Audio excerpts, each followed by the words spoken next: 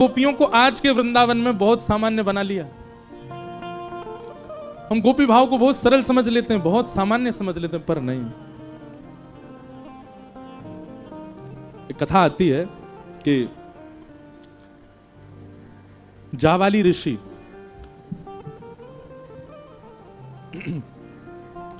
उन्होंने सब प्रकार के तप किए, सब प्रकार के यज्ञ किए, सब प्रकार की साधनाएं की। तब उनके मन में भाव आया कि मैं ब्रह्म विद्या की साधना करूं। बहुत ध्यान से सुनिएगा सब लोग। ब्रह्म विद्या क्या है? ब्रह्म विद्या ब्रह्म ध्यान को ही कहते हैं। भगवान नारायण शेषनाग पर पौड़े रहते हैं, नेत्र बंद कर किसका ध्यान करते हैं? ब्रह्म विद्या। ब्रह्मा जी चतुर्मुख से नेत्र बंद करके ध्यान में बैठे रहते हैं, किसके? ब्रह्म विद्या। देवादिदेव महादेव हिमालय पर बैठ करके घनघोर विपरीत अवस्था में बैठ करके तप करते हैं, किसका स्मरण करते हैं? ब्रह्म विद्या। मतलब देवादिदेव महादेव ब्रह्म भी जिसका ध्यान करें वो है ब्रह्म विद्या। अब ब्रह्म विद्या क्या है? खीर में नमक डालने के समान होगा, उसकी ज्यादा व्याख्या, बस बात सुन लो कि ब्रह्म विद्या के चिंतन में पढ़ने के लिए जावाली ऋषि अन्य लोकों में भ्रमण करने लगे और सब जगह से इकट्ठा करने लगे कि ब्रह्म विद्या में मैं कैसे जाऊं। तभी विचरण करते करते किसी लोक में उनको एक परम सुंदरी कन्या दिखाई दी। बहुत ध्यान से सुनना। परम सुंदरी कन्या दिखाई दी और वो कन्या भी ध्यान में बैठी थी। उसका रूप ऐसा, उसके नेत्र ऐसे, उसका सर्वांगीण अंग ऐसा कि कोई भी मोहित हो जाए। जब जावाली ऋषि ने उसको देखा तो देख करके सामने बैठ के उसको देखने लगे, तो थोड़ी देर बाद ही क्या होने लगा, उस कन्या के रूप से सहज ही जावाली ऋषि को ब्रह्म का चिंतन होने लगा।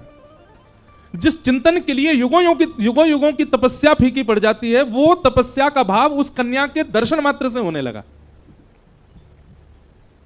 सहज ही ब्रह्म का स्मरण होने लगा, सहज ही तप बनने लगा, सहज ही योग साधना बनने लगी, सहज ही इंद्रियों पर वशीकरण होने लगा, सहज ही बिना श्वास के जीवित रहने की इच्छा होने लगी, सहज ही बिना भूख प्यास के जीवित रहने का भाव उत्पन्न होने लगा।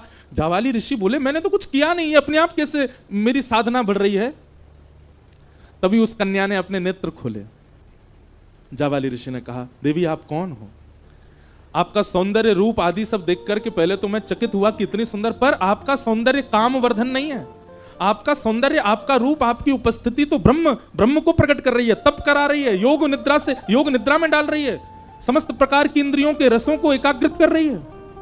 आप कौन हो? तब उसने हाथ जोड़ के कहा मैं ब्रह्म विद्या हूं।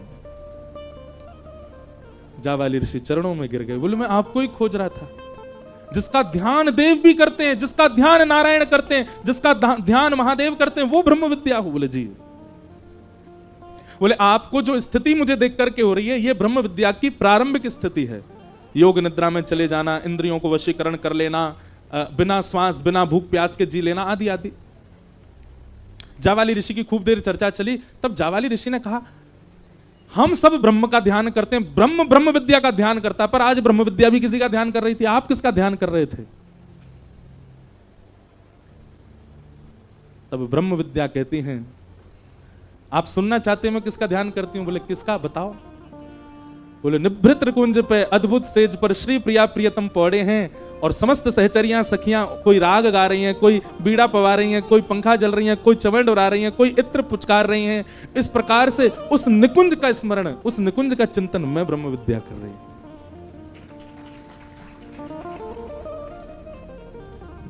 पल्ले पड़ी बात। तब जावाली ऋषि कहते हैं मतलब मैं तो अभी तक मानता था ब्रह्मांड में सबसे बड़ा ध्यान ब्रह्म विद्या का है, लेकिन आज आपको सुनकर के लग रहा है कि आप भी जिसका ध्यान करती हैं तो इसका मतलब सर्वश्रेष्ठ ध्यान वही है। तब ब्रह्म विद्या ने वेद खोला। बोले महादेव मेरा चिंतन नहीं करते, वो मेरा आश्रय लेते हैं कि हे ब्रह्म विद्या आप कृपा करो और निकुंज का दर्शन कराओ। तब मैं निकुंज प्रकट करती हूं उनके चिंतन में। तो कैलाश पर बैठे हुए महादेव जपी से दिखाई देते हैं, तपी से दिखाई देते हैं, योगी से दिखाई देते हैं, पर ब्रह्म विद्या का चिंतन करते करते करते वे भी निकुंज की एक सहचरी बनकर के प्रिया प्रियतम को लाड़ लड़ाते हैं। वो उस ध्यान में रहते हैं, गोपी भाव में चले जाते हैं। शेषनाग पर पौड़े हुए नारायण चतुर्भुज रूप हैं, लक्ष्मी चरणों में बैठी हैं, वह भी मेरा आश्रय लेकर के निकुंज के अपने ही रूप का दर्शन करते हैं। ब्रह्म विद्या, ब्रह्म चिंतन, ये योगाध्यास, निरुध्यासन आदि, इन सब का मूल क्या है? बोले गोपी भाव। तब जावाली ऋषि ने चरणों में प्रणाम करके कहा, आप मुझ पर कृपा करो। तब ब्रह्म विद्या ने जावाली ऋषि को कहा कि अब आप प्रारंभिक श्रेणी तो पार कर चुके हो, अब मेरा चिंतन करते करते निकुंज का चिंतन करो, युगल का चिंतन करो। तब अन्य किसी लोक में अत्यंत तपोनिष्ठ श्री जावाली ऋषि बैठे हैं और बैठ करके चिंतन करते करते करते करते करते ब्रह्म विद्या ने उनको निकुंज का दर्शन कराया। निकुंज का दर्शन करते ही ललता विशाखा आदि सखियां चमन डोरा रही हैं, प्रिया प्रियतम विलास कर रहे हैं। आहा, इतना सुंदर पद है। हमारे हरिदास परंपरा के वैष्णव जन गाते हैं, बिहरत लाल बिहारे ने दो श्री यमुना जी के तीरे तीरे। उसी भावना का जब चिंतन जावाली ऋषि को हुआ, नेत्रों से अश्रुपात होने लगे, शरीर कंपायमान हो गया। ब्रह्म विद्या के चरणों में प्रणाम किया, बोले मुझ पर कृपा करो। बोले अब क्या चाहते हैं आप? बोले मैंने सखियों को देखा, गोपियों को देखा, सहचरियों को देखा, उनकी सेवा भाव को देखा, पर अब मैं सेवा देख करके संतुष्ट नहीं हो पा रहा हूं, तो अब क्या चाहते हैं? बोले मुझे ब्रजमंडल भेज दो, कोई गोपी बना करके। तब कितने करोड़ अनुष्ठान युगल मंत्र के करने की आज्ञा दी, उतने करोड़ अनुष्ठान उन्होंने किए। और उसके बाद धनिष्ठ गोप नाम के एक गोप हुए, उनके यहां पर जावाली ऋषि एक गोपी बनकर के आए और फिर उन्होंने श्री प्रिया प्रियतम का साक्षात्कार किया। और हम ऐसे इस गोपी बन जाते हैं। मैं ये बात समझाना चाहता हूं, जिन गोपियों के भाव को हम कल से सुनते आ रहे हैं, जिन गोपी के प्रेम की भावना में हम यहां बैठे हैं, जिन गोपियों की चर्चा के लिए 4 दिन हम लोग यहां, उसके लिए इस भूल से भी मत सोच लेना कि वह भाव हमारे चित्त में इन 4 दिनों में आ जाएगा।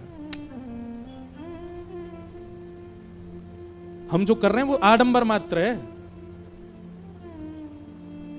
वह भावना, उससे ठाकुर जी रीच क्यों नहीं रहे? फिर उससे ठाकुर जी प्रकट क्यों नहीं हो रहे? क्यों लीला का दर्शन नहीं करा रहे हमको? हमारे अंदर भावना है ना गोपी की,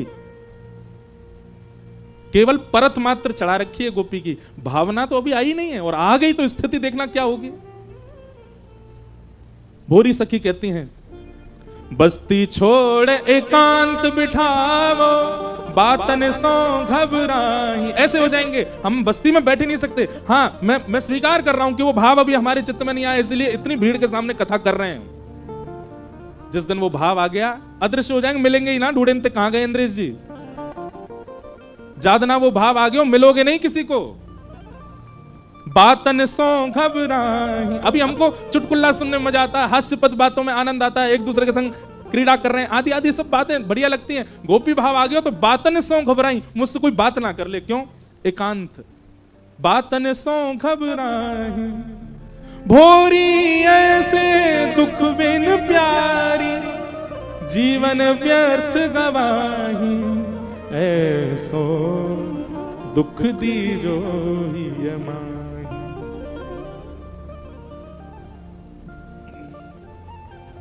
अर्जुन श्री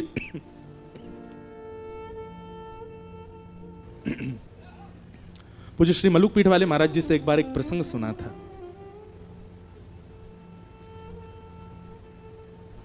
कि भगवान श्री कृष्ण जब द्वारिकाधीश बन गए तो कभी कभी इंद्रप्रस्थ आया करते थे पांडवों से मिलने। तो एक नियम था ठाकुर जी का, सब लोग इधर देखो, बहुत ध्यान से सुनो। एक नियम था ठाकुर जी का। क्या? ये बात हम आपको 2 दिन ऐसा क्यों समझा रहे हैं पता है? कल जिस रास को आप सुनोगे वो गोपियां सामान्य नहीं है।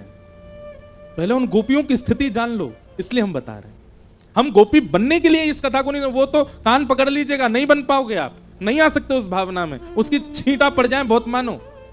तो कल रास का प्रसंग सुनते समय आपके चित्त में ये होना चाहिए कि ये गोपियां सामान्य नहीं है, जिनके चरण ठाकुर जी पकड़ रहे हैं, जिनका हाथ लेके ठाकुर जी डोल रहे हैं, जिनको अपना अपना उच्छिष्ट पान ठाकुर जी खवा रहे हैं और नेक खवा के फिर उन्हीं को उच्छिष्ट स्वयं भी पा रहे हैं, जिनके गले में गलवैयां डाल के ठाकुर जी घूम रहे हैं। शरद पूर्णिमा की रात्रि में रात भर ठाकुर जी नृत्य कर रहे हैं, आज भी करते हैं, वृंदावन में आज भी रास चल रहा है। वो गोपियां सामान्य नहीं है, तो उनकी असामान्यता चित्त में आपके व्यवस्थित हो, इसलिए हम ये सब बात बता रहे हैं। तो भगवान का नियम था, जब भी ठाकुर जी इंद्रप्रस्थ आते थे एक दिन ठाकुर जी किसी से नहीं मिलते थे।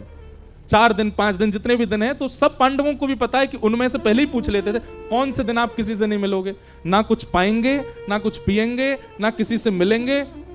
करते क्या है ठाकुर जी उस दिन यमुना जी के तट पर चले जाते हैं और ब्रज से यमुना जी जा रही हैं, तो ब्रज से आती हुई यमुना जी का दर्शन करते हैं ठाकुर जी।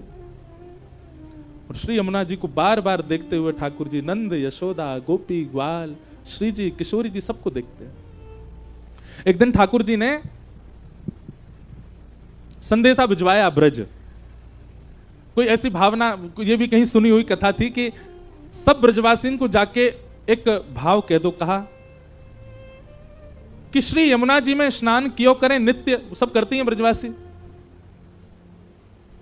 पर ब्रजवासियों को जाके एक सूचना ठाकुर जी ने दिलवाई। ब्रजवासियों को नहीं पता था, ठाकुर जी ने भिजवाई। ऐसा भाव भिजवाया कि किसी वैद्य ने आज्ञा की है कि आप सब नित्य अपने चरण धोया करो यमुना जी में।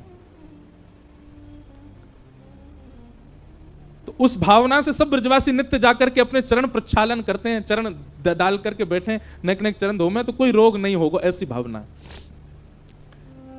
लेकिन वो ठाकुर जी अपने लिए करवाते हैं। जब यमुना जी बहती भई इंद्रप्रस्थ आती हैं, पूरे दिन ठाकुर जी केवल दर्शन करते रहते हैं यमुना जी का, और उनके सुंदर जल को अपने साथ ले जावें, उनके सुंदर जल को कभी शीश से लगावें, बैठे बैठे कभी भाव आ जाए नेत्रन से लगावें, बैठे बैठे कभी हृदय से लेकर के जैसे कोई लेप लगावे, ऐसे ठाकुर जी यमुना जल को लेप अपने वक्ष पर करें, अपने सर्वांगीण अंग में। संपूर्ण स्नान एक बार में नहीं कर रहे हैं, नेक नेक जल ले करके कभी कहीं गीलो कर लें, कभी कहीं धारण कर लें। जन कौन की याद कब आ जाए ब्रज में, वाक्य भाव से ठाकुर जी धारण कर लें।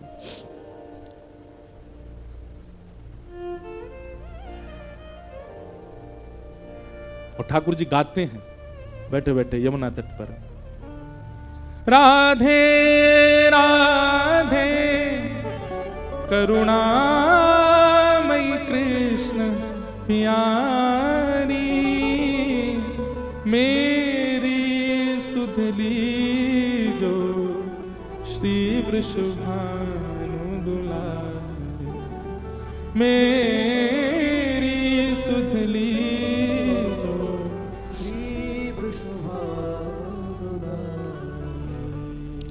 हे मनोहारिणी रासेश्वरी रस रूपा, हे मनोहारिणी रासेश्वरी रस रूपा, ब्रज विलासिनी ब्रज वासिन ब्रज की भूपा, ब्रज विलासिनी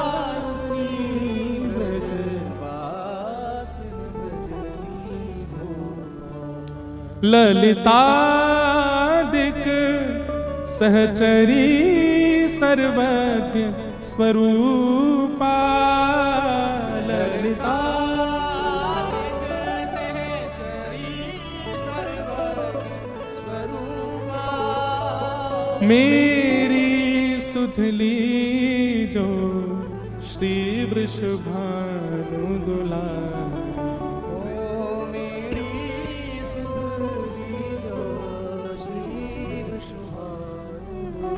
ठाकुर जी का नियम है, जब भी इंद्रप्रस्थ आते हैं। किसी ने मुझसे प्रश्न किया, बोले ठाकुर जी ब्रज काहे गुना चले गए?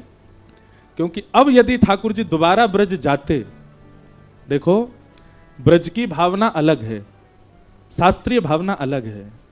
हमारे ब्रज की भावना से तो ठाकुर जी कभी गए ही नहीं, ठाकुर जी सदा ब्रज में ही रहे में। लेकिन शास्त्रीय बात और श्रीमद् भागवत जी की भावना से ठाकुर जी गए हैं। तो अगर भागवत जी की भावना से हम चर्चा करें कि ठाकुर जी गए, तो फिर वापस क्यों नहीं आए? ठाकुर जी के मन में ये बात थी कि अब के अगर मैं गयो तो कभी आ नहीं पाऊंगा, और ठाकुर जी को आना ही नहीं है। ठाकुर जी बोले अगर मैं गयो तो मैं आना ही ना चाहूं, मैं वो कहना छोड़ेंगे, मैं खुद नहीं आऊंगा। और दूसरी बात, अब इतना प्रपंच बाहर हो चुका है, द्वारिका आदि महाभारत आदि का ये सब इतना फैलावरा फैला चुके हैं। अगर ब्रज गए और कहीं वापस आना हुआ, तो पिछली बार तो ब्रजवासी रोए थे, पिछली बार तो ब्रजवासी बिलके थे, अब की बार अगर जाके वापस आया तो प्राण ही त्याग देंगे। ठाकुर जी वो देख नहीं पाते, इसलिए ठाकुर जी विरह में ही रह रहे हैं। लोग कहते हैं ठाकुर जी हमको इतना विरह क्यों देते हैं? क्योंकि स्वयं ठाकुर जी भी ब्रजवासियों के विरह में रहे हैं। तो नित्य ठाकुर जी का नियम है, जमुना जी पे बैठ जाते हैं और यमुना जी का दर्शन करते हैं। एक दिन